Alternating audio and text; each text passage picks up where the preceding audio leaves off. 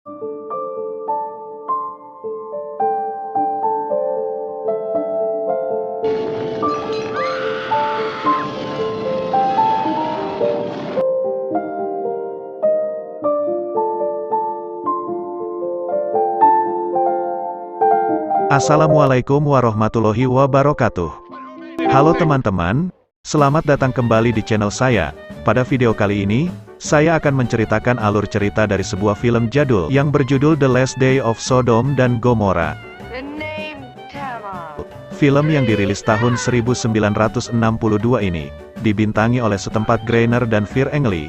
Film ini, mengisahkan seorang ratu cantik dari lembah Jordan, yang bernama Ratu Nihelin, yang mana dia adalah seorang pemimpin kerajaan yang kaya raya serta mempunyai banyak bisnis yang sangat sukses. Di antaranya, bisnis emas, gula putih, bawang merah, bawang putih, pedas, muncang, jahe, dan banyak lagi yang lainnya. Sehingga para penduduk di sana tidak ada satupun penduduk yang berada dalam garis kemiskinan. Peace and goodwill. Great.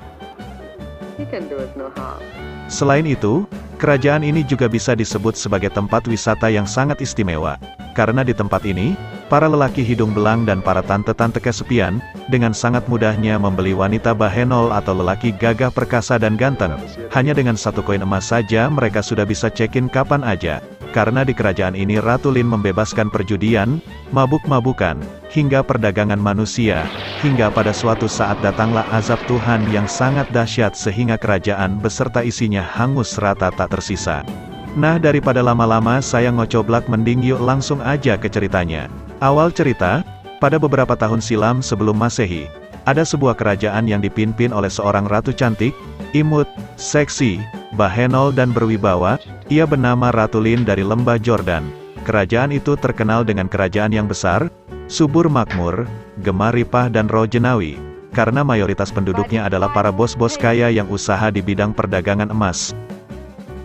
Kemudian dibantu dengan Pangeran Astaroth atau biar lebih gampang kita panggil saja Jarot. Kemudian Ratu Lin dan Jarot merubah kerajaan itu menjadi sorga dunia, yang mana penduduknya boleh melakukan apa saja seperti prostitusi, perjudian, perbudakan dan perdagangan manusia. That's all.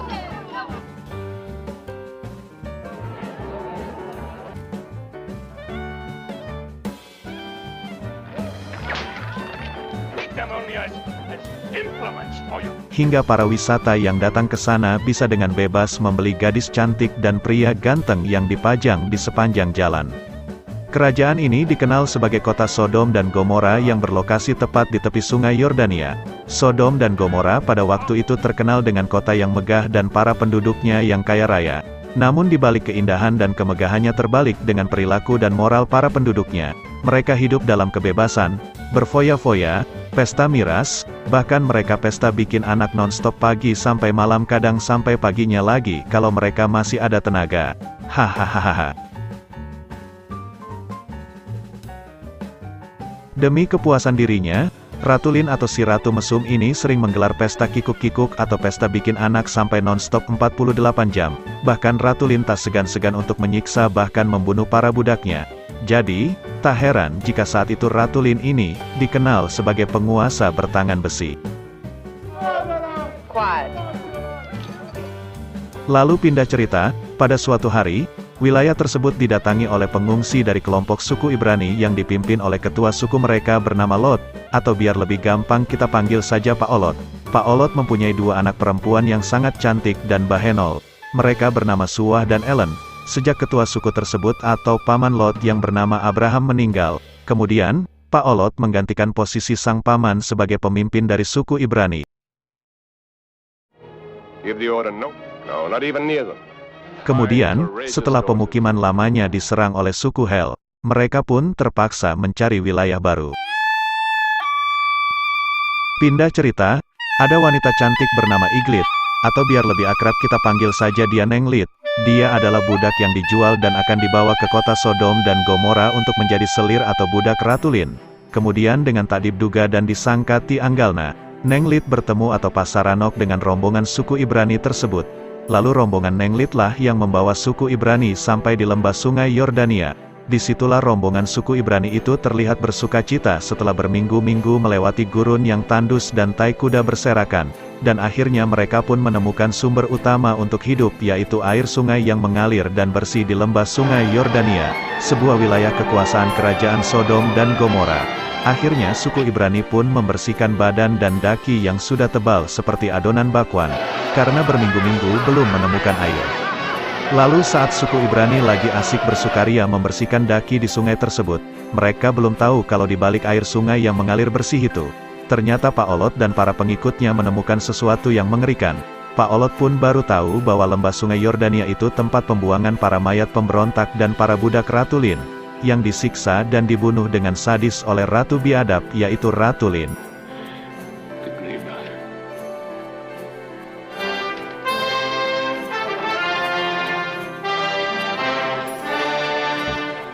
Kemudian Ratulin pun mendengar kabar dari salah satu budaknya yaitu Nenglit, yang mana Nenglit adalah salah satu budak Ratulin yang baru dibeli oleh Ratulin, yang tadi bertemu dengan rombongan Pak Olot, dan dia mengabarkan bahwa wilayahnya telah dimasuki rombongan asing yaitu suku Ibrani. Lalu Ratulin pun segera mendatangi rombongan asing tersebut. Awalnya Ratulin tidak mengizinkan rombongan suku Ibrani untuk bermukim di wilayahnya. Namun, lama-lama Ratulin mengizinkan rombongan suku Ibrani untuk bermukim di wilayahnya, dengan syarat-syarat tertentu, yaitu setiap tahunnya mereka harus membayar pajak dan setiap bulan harus membagi hasil penghasilan mereka di sana. Lalu Pak Olot pun menyetujui syarat-syarat yang diberikan oleh Ratulin. Dan sebagai penghormatan kepada sang Ratulin, Pak Olot pun memberikan hadiah kepada Ratulin yaitu seekor kuda yang bernama Memen. Begitu juga dengan Ratulin. Sebagai bentuk kerjasama dengan Pak Olot, dia memberikan hadiah ke Pak Olot yaitu selir cantik yang gemulai dan bahenol yaitu Nenglit. Awalnya Nenglit enggan untuk dijadikan hadiah ke Pak Olot, namun dia harus patuh dan menerima keputusan Ratulin jika ia tidak mau kehilangan nyawanya. Sementara itu, putri Pak Olot yang bernama Suah, kelepak-kelepek dan salah tingkah, rupanya tertarik hati kapentang asmara oleh Pangeran Jarot, karena melihat ketampanan dan kegagahan Pangeran Jarot, yaitu adik dari Ratu Nihelin. Kemudian setelah semua sepakat, Pak Olot dan para pengikutnya mulai mendirikan pemukiman dan membendung aliran sungai Yordania. Dengan keterampilan mereka yang mereka miliki, Pak Olot dan para pengikutnya berencana akan menyulap lembah tersebut menjadi lahan pertanian yang subur makmur Gemaripah Roh Jenawi.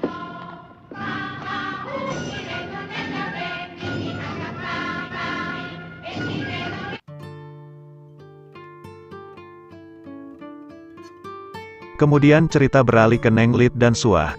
Nenglit curhat kepada Suah tentang kehidupannya saat di Sodom dan Gomora yang penuh kebebasan dan kemewahan.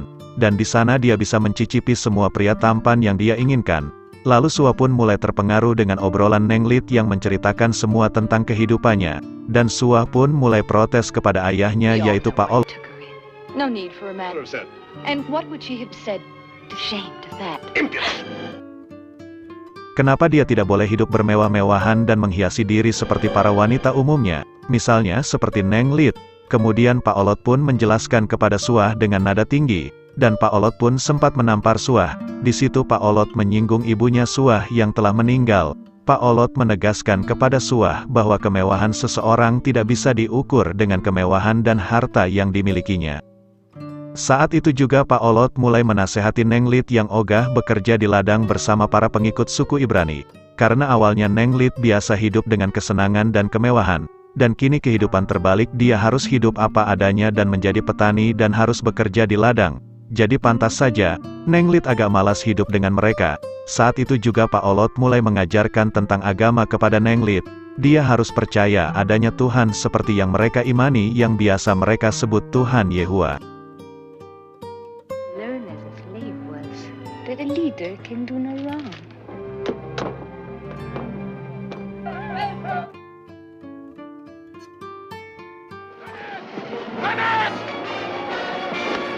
Setelah beberapa minggu kemudian, Pak Olot dan para pengikutnya dikejutkan dengan melihat para wanita-wanita cantik dan sareksi yang berlari ke arah pemukiman suku Ibrani.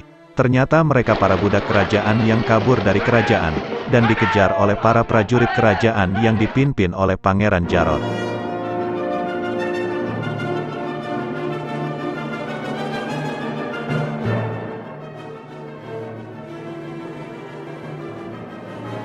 Lalu Pak Olot pun menyelamatkan para budak itu, dan berusaha menghentikan kejaran para prajurit kerajaan yang dipimpin oleh Pangeran Jarod.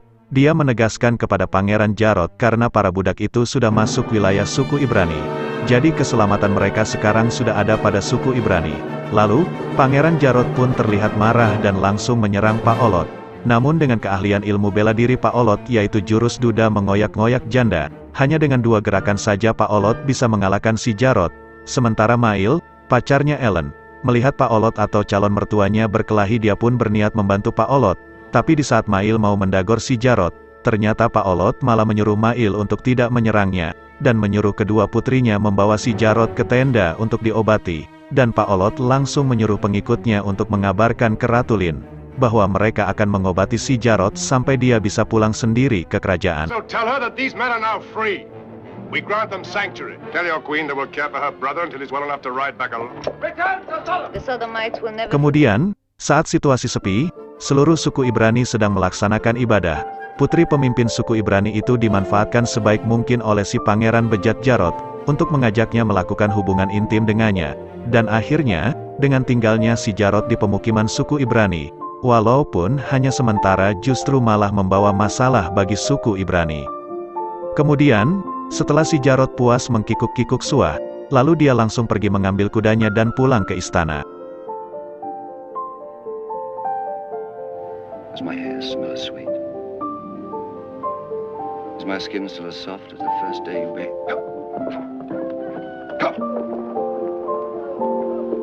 And you...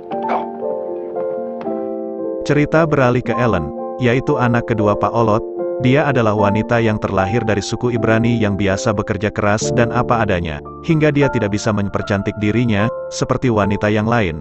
Kemudian Nenglit pun mulai mengajarkan Ellen mempercantik diri supaya lebih cantik dan menawan. Dan Nenglit merawat kaki Ellen yang rorombehen dan betisnya seperti kaki laki-laki. Pak Olot mulai khawatir dengan kedekatan Nenglit dan Ellen, karena dia takut anaknya menjadi malas seperti Nenglit. Kemudian Pak Olot pun menjelaskan kepada Nenglit, bahwa kedua putrinya itu sudah cantik, tanpa perawatan dan tanpa skin keran juga, mereka itu sudah dibentuk oleh alam untuk terlahir cantik. Sikap dan kepribadian Pak Olot pun perlahan menarik hati Nenglit, apalagi di setiap Nenglit mengajak Pak Olot kikuk-kikuk, namun Pak Olot selalu menolaknya karena belum muhrim hehehehe. Those mountains. Soon, you'll see that faith. Sementara di tempat lain, tanpa sepengetahuan Ratu Lin, Pangeran Jarod sedang menyusun rencana untuk menipu daya kakaknya yaitu Ratu Lin. Kemudian dia mendatangi salah satu suku terkuat di masa itu yaitu suku Helmet, atau biar lebih gampang kita panggil saja suku Jemit. Suku tersebut merupakan suku terkuat yang dulu menyerang dan mengobrak-abrik suku Ibrani sehingga suku Ibrani hancur dan terdampar.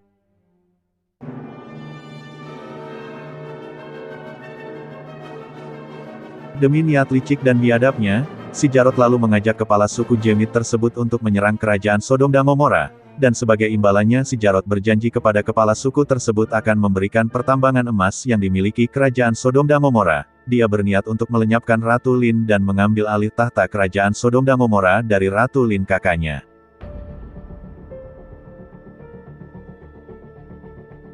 When the attack comes, and gains many converts as possible. Namun tanpa si Jarod ketahui ternyata kakaknya yaitu Ratu Lin, dia sudah mengetahui semua rencana busuknya si Jarod. Dengan kepintaran Ratu Lin, tanpa si Jarod ketahui ternyata Ratu Lin sudah menyuruh mata-mata buat mengikuti gerak-gerik si Jarod. Mengetahui hal itu Ratu Lin pun tak kalah gesit sama si Jarod. Dia pun mengajak kelompok suku Ibrani untuk ikut berperang melawan suku Jamet tersebut. Sebagai imbalannya Ratu Lin menawarkan kerjasama bagi hasil dari lahan pertambangan gula putih dan lahan pertanian, yang nantinya sepenuhnya akan diserahkan untuk dikelola suku Ibrani.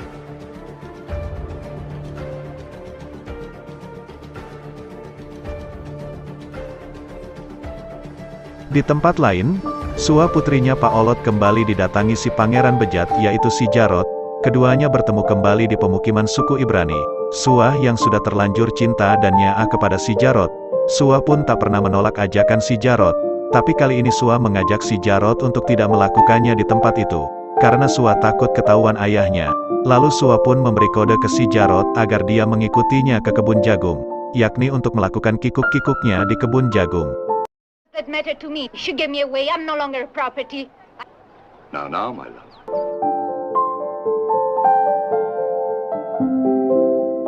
You know my sister does not take kindly. Everyone, it's free, like water, like the air.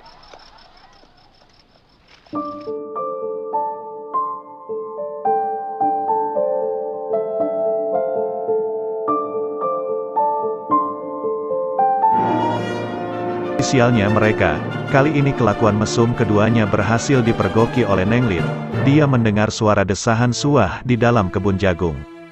Kemudian Nenglit pun langsung memberitahu Pak Olot bahwa Suah dan si Jarot sedang melakukan kikuk-kikuk di kebun jagung. Lalu Nenglit dan Pak Olot dan beberapa pengikutnya langsung pergi ke sana. Ternyata benar saja. Ternyata mereka sedang kikuk-kikuk di sana.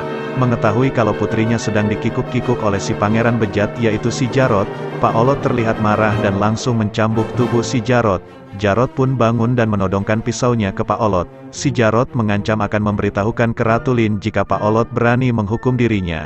Akhirnya Pak Olot membebaskan si Jarot, karena Pak Olot sudah punya perjanjian dengan Ratu Lin. Tetapi Pak Olot pun mengancam balik, jika sekali lagi mendekati putrinya maka dia nggak segan-segan untuk menghukumnya, bahkan Pak Olot mengancam akan membunuhnya. That's my daughter once again.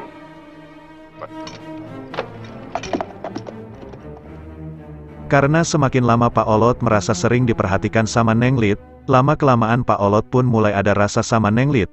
Lagi pula kedekatan Nenglit sama kedua putrinya semakin lama semakin dekat aja. Akhirnya Pak Olot pun berencana untuk menikahi Lit. Dari situlah gombalan-gombalan Pak Olot dan kata-kata bijak Pak Olot mulai murudul, bahkan Pak Olot sering menyanyikan lagu romantis buat mendapatkan hati Nenglit. Hehehe. That's just it. Not to my own tent. So? Let it be all over, Cap. In 10 minutes. Not to my own tent.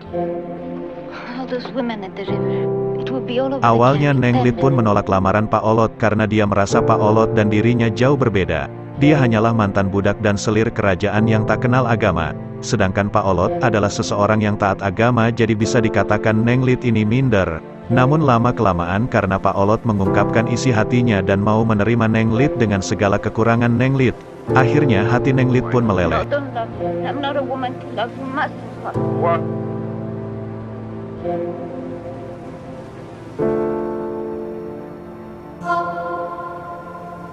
Singkat cerita, akhirnya mereka pun menikah dan dirayakan dengan suku Ibrani dengan penuh sukaria. Di tempat lain terlihat kepala suku Jamet kembali didatangi oleh si Jarot. Jarot kembali menagih perjanjian sama kepala suku Jamet itu, yaitu untuk menyerang kerajaan Sodom and Gomora.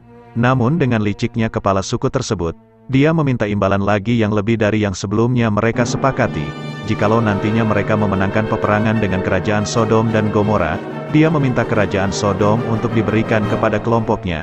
Karena sudah nggak ada pilihan lain, akhirnya si Jarot pun dengan terpaksa mengiyakan perjanjian tersebut. Rencananya pasukan suku Jamet akan menghancurkan pemukiman suku Ibrani terlebih dahulu. Setelah itu, baru dia dan pasukannya akan menyerang ke benteng kota Sodom dan Gomora. Lalu, pasukan suku Jamet pun mulai menyusun rencana penyerangan. Singkat cerita, selang beberapa hari kepala suku Jamet mengerahkan seluruh pasukannya untuk menyerang pemukiman suku Ibrani terlebih dahulu, yaitu di lembah sungai Yordania. Namun kali ini yang mereka hadapi bukan suku Ibrani yang dulu mereka kalahkan. Tapi saat ini Pak Olot pun telah melatih para pasukannya dan sudah mengatur beberapa strategi untuk menyambut serangan suku Jamet. Ditambah lagi sekarang suku Ibrani punya pasukan lebih yang dikirim oleh Ratu Lin untuk bekerja sama dengan suku Ibrani untuk menghadapi suku Jamet yang akan menyerang wilayah mereka. Strategi pertama pun mulai diterapkan, yaitu menempatkan beberapa orang di atas bukit yang nantinya akan mengirim kode peringatan saat suku Jamet mulai masuk ke wilayahnya. Sementara Nenglit istrinya Pak Olot, memimpin rombongan para wanita dan anak-anak untuk mengungsi ke area kerajaan.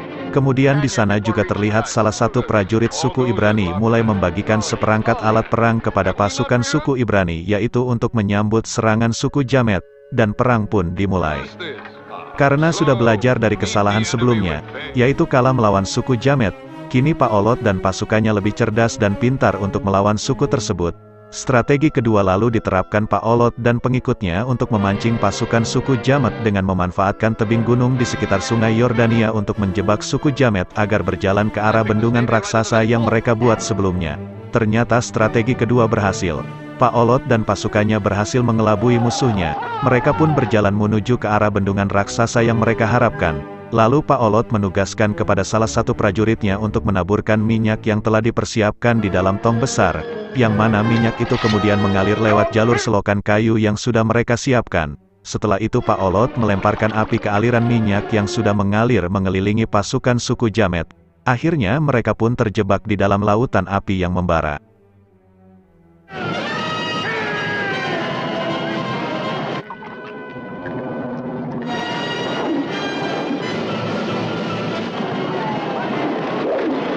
Melihat itu, Pak Olot pun sedikit senang. Tak lama kemudian Pak Olot memberi aba-aba kepada pasukan Ratulin, untuk menembakkan ribuan anak panah kepada pasukan suku Jamet dan menghujani pasukan suku Jamet, dan perang pun berlangsung seru.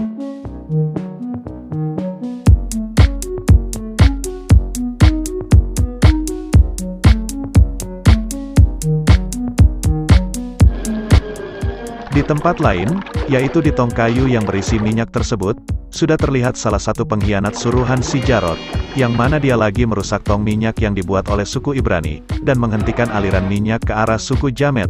Namun, pengkhianatan itu akhirnya terbongkar setelah prajurit suku Ibrani melihatnya. Lalu pengkhianat itu akhirnya tewas setelah terjebak api dan terbakar hidup-hidup di depan mata suku Ibrani. Satu persatu prajurit dari kedua belah pihak mulai tumbang berjatuhan karena satu sama lain tertusuk oleh seperangkat tempur mereka.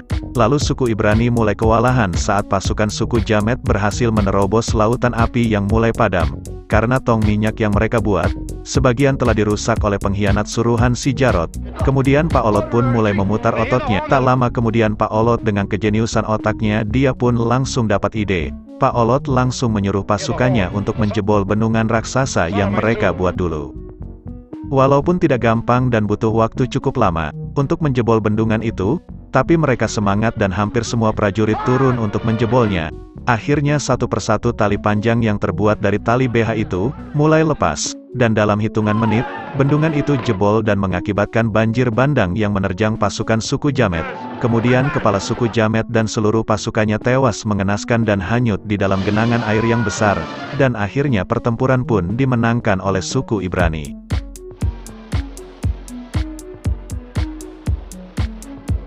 Singkat waktu, setelah suku Ibrani memenangkan pertempuran itu, Pak Olot dan para pengikutnya disambut dengan sukacita oleh Ratulin dan seluruh penduduk kerajaan Sodom dan Gomora. Kemudian sebagai tanda terima kasih kepada suku Ibrani, Ratulin pun memberikan tawaran kepada Pak Olot dan para pengikutnya untuk tinggal berdampingan di wilayah kerajaan Sodom dan Gomora. Mendengar pernyataan seperti itu, Pak Olot pun tertarik untuk mempertimbangkan tawaran Ratulin. Namun Mail menantunya Pak Olot sempat menolak tawaran Ratulin karena kehidupan di wilayah kerajaan sangatlah bertolak belakang dengan adat dan budaya suku Ibrani. Sempat terjadi perdebatan antara Mail dan Pak Olot. Namun, perdebatan itu tidak lama karena kepala suku Ibrani atau Pak Olot membuat keputusan untuk tinggal dan berdampingan dengan kerajaan Sodom dan Gomora, dan meyakinkan para pengikutnya. Ini adalah jalan terbaik bagi suku Ibrani, karena mereka tidak mungkin kembali lagi ke lembah Yordania yang sudah hancur berantakan karena dipakai tempat bertempur melawan suku Jamet. Pak Olot berkata kepada para pengikutnya, kita semua tidak mungkin bisa kembali ke sana dalam waktu yang singkat, karena untuk membangun pemukiman dan membendung sungai Yordania kembali bukan hal mudah dan membutuhkan waktu sangat lama. Akhirnya suku Ibrani mau tidak mau harus menerima keputusan sang kepala sukunya yaitu Pak Olot.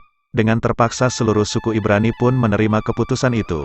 Walaupun mereka tidak tahu apa yang akan terjadi dengan kehidupan mereka ke depannya bila hidup berdampingan dengan penduduk kerajaan Sodom dan Gomora.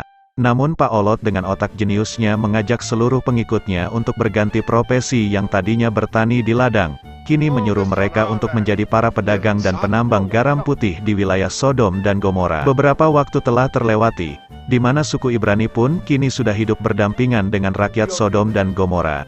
Mereka akhirnya meninggalkan kehidupan sederhananya sebagai petani di ladang, dan sekarang mereka menjadi pedagang yang kaya raya dari hasil pertambangan garam putih yang mereka kelola.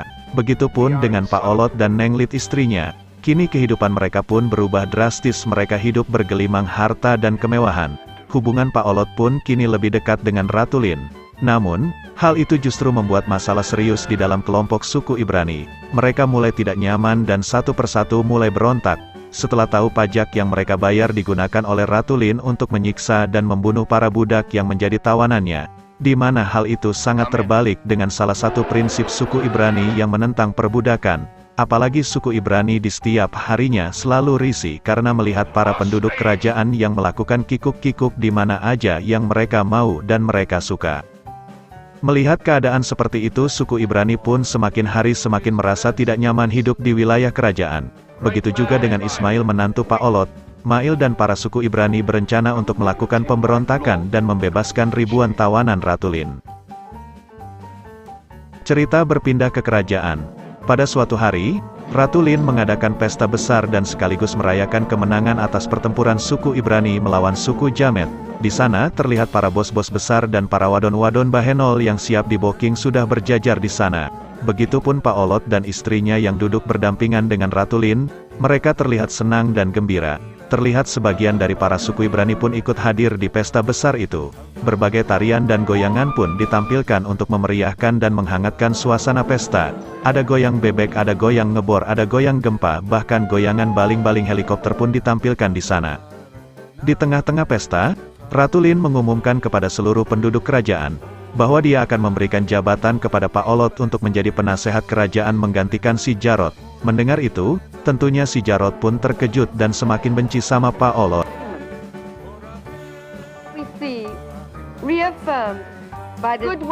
Setelah pengumuman selesai, lalu, pesta pun dilanjutkan. Semakin lama pesta pun semakin meriah. Namun Ismail dan sebagian para suku Ibrani bukannya suka dengan pertunjukan di pesta itu. Justru dengan tarian seksi ditambah lagi minum-minuman keras, malah membuat sebagian suku Ibrani semakin jijik melihatnya. Apalagi Ismail yang mendengar dan melihat mertuanya yaitu Pak Olot menerima jabatan dari Ratu Lin untuk menjadi penasehatnya. Justru malah membuat Ismail kecewa sama Pak Olot. Ismail menganggap bahwa Pak Olot sudah terjebak oleh kemewahan dan jabatan yang diberikan oleh Ratu Lin. Kemudian Ismail pun keluar dan pergi dari pesta itu, dan mengajak sebagian para suku Ibrani untuk melaksanakan misinya, yaitu berontak dengan cara membebaskan tawanan yang ditahan di penjara kerajaan. Namun, aksinya itu berhasil dihentikan setelah prajurit kerajaan mengetahuinya dan melaporkannya ke si Jarot. Mendengar laporan seperti itu, si Jarot pun terlihat sumringah, karena buat dirinya, ini adalah kesempatan yang tepat untuk mengambil alih lagi jabatannya sebagai penasehat kerajaan. Karena dengan adanya bukti pemberontakan suku Ibrani, dengan itu, si Jarot bisa membujuk Ratu Lin supaya mengusir kepala suku Ibrani dan para pengikutnya dari wilayah kerajaan. Sementara Mail dan para tawanan Ratu Lin yang berhasil keluar dari penjara, nampak terjebak di dalam kota, karena prajurit kerajaan yang telah mengepung dan memblokade setiap jalan keluar dari kota, yang akhirnya mereka pun ditangkap dan diangkut lagi ke dalam penjara. Sementara Pak Olot yang ada di dalam kerajaan bersama Ratu Lin, dia pun terlihat kaget karena melihat Ismail menantunya dibawa prajurit dan dihadapkan ke Ratu Lin. Karena dia sudah melakukan pemberontakan membebaskan para tawanan Ratu Lin. Melihat kejadian itu, Pak Olot pun terlihat kaget karena Ismail benar-benar melakukan aksi nekatnya yaitu membebaskan para tawanan kerajaan. Tentu saja Pak Olot tidak tega bila Ismail dihukum oleh Ratu Lin, karena dia tahu betapa kejam dan sadisnya Ratu Lin kepada siapa saja yang menjadi pengkhianat dirinya. Kemudian Pak Olot pun bernegosiasi kepada Ratu Lin, karena dia merasa telah berjasa terhadap kerajaan Sodom dan Gomora. Kemudian, Pak Olot pun meminta Ratu Lin untuk membebaskan Ismail. Namun sayangnya, Ratu Lin menolak permintaan Pak Olot untuk membebaskan Ismail, karena menurut Ratu Lin, suku Ibrani sudah menjadi bagian rakyat Sodom dan Gomora, jadi siapapun harus tetap mematuhi aturan kerajaan, yang intinya, siapapun yang berkhianat tetap harus dihukum. Melihat Ratu Lin dan Pak Olot yang sedang tegang, si Jarot pun memanfaatkan situasi itu, karena dia merasa, inilah saatnya dia merebut kembali jabatannya sebagai penasehat kerajaan dari Pak Olot. Kemudian si Jarot pun mulai melakukan aksinya yaitu dengan memancing emosi Pak Olot. Si Jarot mengaku kalau dia selain sudah mengkikuk-kikuk Suah, dia juga sudah mengkikuk adiknya yaitu Ellen adiknya Suah. Selain itu, si Jarot juga memfitnah Nenglit istrinya Pak Olot. Kalau dia sudah menyembunyikan kejadian itu dari Pak Olot, Lalu dia menyinggung ancaman Pak Olot jikalau dia berani main-main lagi sama kedua anaknya. Pak Olot tak segan-segan untuk membunuhnya. Mendengar pengakuan si Jarod seperti itu, tentu saja Pak Olot pun marah. Karena dia merasa, harga dirinya telah dipermalukan di depan para pengikut kerajaan dan suku Ibrani. Lalu dengan kemarahannya Pak Olot dia langsung menantang tarung secara jantan kepada si Jarod. Si Jarod pun dengan senang hati langsung menerima tantangan itu. Karena dia merasa, umurnya jauh lebih muda dari Pak Olot. Dia rasa, tentu tenaganya juga dia yang lebih unggul. Jadi, si Jarod berpikiran inilah saatnya untuk membunuh kepala suku Ibrani yang selama ini dia benci. Pertarungan si Jarod dan Pak Olot berlangsung di depan Ratu Lin dan semua pengikut kerajaan. Kedua putri Pak Olot dan Nenglit pun menyaksikan pertarungan itu. Si Jarod yang awalnya yakin bisa menang dalam pertarungan itu. Tapi, lagi-lagi, Pak Olot mengeluarkan jurus andalannya yaitu jurus duda mengoyak janda, dan dengan 2 gerakan saja, si Jarod jatuh dan Pak Olot langsung menusuknya dan akhirnya si Jarod pun tewas. Suah yang melihat si Jarod tewas, dia hanya bisa menangis sesegukan dan menyalahkan ayahnya yang tega membunuh kekasihnya itu. Awalnya, Pak Olot tetap gak mau disalahkan. Namun, setelah emosinya mulai reda Pak Olot pun mulai menyadari kesalahannya. Seharusnya dia bertanggung jawab atas masalah yang dihadapi suku Ibrani. Karena dialah yang dulu membawa suku Ibrani untuk hidup di wilayah kerajaan Sodom dan Gomora. Semakin lama Pak Olot pun semakin sadar dan menyesali perbuatannya, bahwa dia telah membunuh seorang mahkota kerajaan Sodom dan Gomora. Akhirnya Pak Olot pun bersedia mempertanggungjawabkan atas perbuatannya. Dia yakin ini jalan yang terbaik untuk tidak lari dari permasalahan yang dihadapinya. Tak selang lama, Ratu Lin segera memerintahkan para prajuritnya untuk menangkap dan membawa Pak Olot ke dalam penjara kerajaan untuk dihukum. Melihat Pak Olot ditangkap, Nenglit istrinya hanya bisa menangis sesegukan dan mau tidak mau dia harus mengikhlaskan apa yang terjadi pada Pak Olot suaminya. Setelah Pak Lot dipenjara, kehidupan suku Ibrani kini semakin melenceng dari ajaran yang mereka yakini. Diperparah lagi dengan kelakuan Ratu Lin yang semakin seenaknya saja. Setiap hari dia menyiksa dan membunuh para budak dan menjadikannya sebagai tontonan untuk menghibur rakyatnya.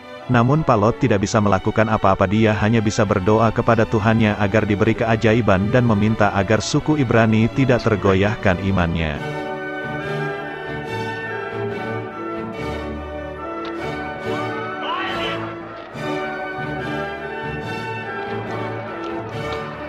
Tak lama kemudian, saat Pak Lot sedang berdoa, tiba-tiba, muncullah 2 malaikat yang memberitahu Pak Lot bahwa sebentar lagi kerajaan Sodom dan Gomora akan segera hancur beserta isinya, karena akan ada bencana yang sangat dahsyat. Mendengar kabar seperti itu, Pak Lot pun menitip pesan kepada para malaikat untuk disampaikan kepada Tuhan. Jikalau saja ada satu penduduk asli kota Sodom dan Gomora yang percaya adanya Tuhan, dia memohon agar kota Sodom tidak dihancurkan. Tetapi kalau dari seluruh warga kota Sodom tidak ada satupun yang percaya akan adanya peringatan ini, dia memohon agar seluruh pengikutnya untuk diselamatkan dari bencana itu.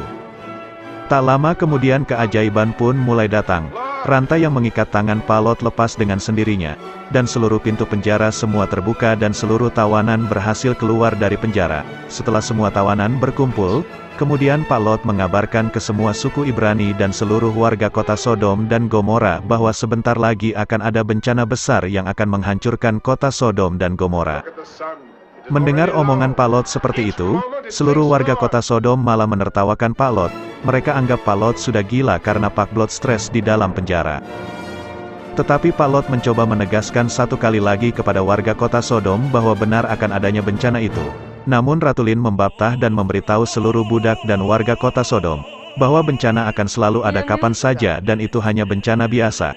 Kemudian Ratu Lin juga berkata dengan sikap sombongnya, tidak akan ada yang bisa menghancurkan kota Sodom dan Gomora selain dia sendiri yang menghancurkannya.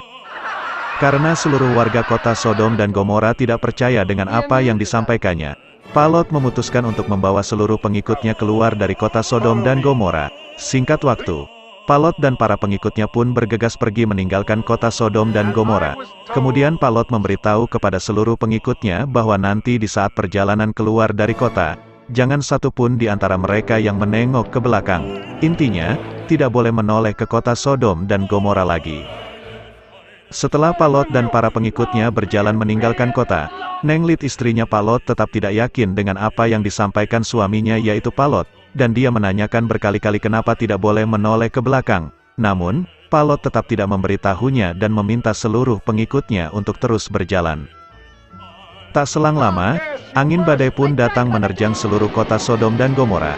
Namun Ratu Lin menganggap kejadian itu hanya badai biasa, dan tak berselang lama gempa dahsyat pun menghancurkan gedung-gedung megah di kerajaan Sodom dan Gomora. Ratu Lin pun mulai panik, namun penyesalan selalu datang belakangan. Akhirnya Ratu Lin dan seluruh rakyat kota Sodom binasa setelah ditelan gempa bumi yang dahsyat itu. Sementara Palot dan para pengikutnya terus melanjutkan perjalanannya dan tidak ada satupun di antara mereka yang berani menoleh ke arah kota Sodom dan Gomora, kecuali Neng Lit yang terus mengeluhkan keputusan Palot walaupun Palot terus menasehatinya. Neng Lit yang tetap tidak percaya adanya Tuhan, dia pun nekat untuk membuktikannya dengan melihat ke belakang ke arah kota Sodom dan Gomora. Di saat itu pula tubuh Neng Lit berubah menjadi patung batu. Kemudian Palot yang melihat istrinya menjadi patung batu, dia hanya bisa bersedih dan menangis sesegukan di depan istrinya yang menjadi patung batu, dan cerita pun berakhir. Film ini diangkat dari kisah nyata mengenai kota yang diluluh lantahkan oleh Tuhan. Para ilmuwan yakin beberapa tahun sebelum Masehi, di tempat ini terdapat kota modern, karena adanya bukti tembok tinggi yang tersisa sampai sekarang di kota itu. Dari film ini, kita juga bisa belajar bahwa bukti adanya kebesaran Tuhan yang cuma dengan hitungan menit bisa membumi hanguskan sebuah kota dan isinya. Mungkin sekian dulu video kali ini, mohon maaf bila ada salah kata dan pengucapan dalam menceritakan film ini. Kasih kritik dan saran kalian di kolom komentar ya. Terima kasih buat yang nonton sampai habis, dan jangan lupa kalau kalian suka dengan film ini kalian like, komen, share, dan subscribe channel ini. Saya pamit, assalamualaikum warahmatullahi wabarakatuh.